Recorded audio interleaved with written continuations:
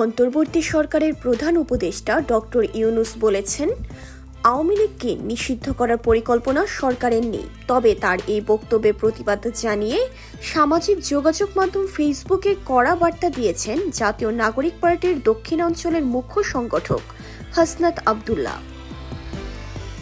শুক্রবার নিজের ফেসবুক পোস্টে হাসনাত আব্দুল্লাহ লিখেছেন, ডক্টর ইউনূস, আওয়ামী লীগ 5 আগস্টই নিষিদ্ধ হয়ে গেছে। উত্তরপাড়া ও ভারতের প্রেসক্রিপশনে আওয়ামী লীগের চ্যাপ্টার ওপেন করার চেষ্টা করে লাভ নেই। এর আগে বৃহস্পতিবার ইন্টারন্যাশনাল ক্রাইসিস গ্রুপের প্রেসিডেন্ট ও প্রধান নির্বাহী কমফোর্ট ইউরোর সঙ্গে বৈঠকে ডক্টর ইউনূস বলেন, আওয়ামী লীগকে নিষিদ্ধ করার কোনো পরিকল্পনা সরকারের নেই। পূর্ব পরিকল্পনা অনুযায়ী নির্ধারিত সময়ে নির্বাচন আয়োজন করা হবে। তিনি আরও জানান, নির্বাচনের জন্য 2টি সময়সীমা নির্ধারণ করা হয়েছে এবং এটি পরিবর্তন হবে না। রাজনৈতিক দলগুলো যদি নির্বাচনের আগে সীমিত আকারে সংস্কার চায়, তাহলে নির্বাচন ডিসেম্বরে অনুষ্ঠিত হবে।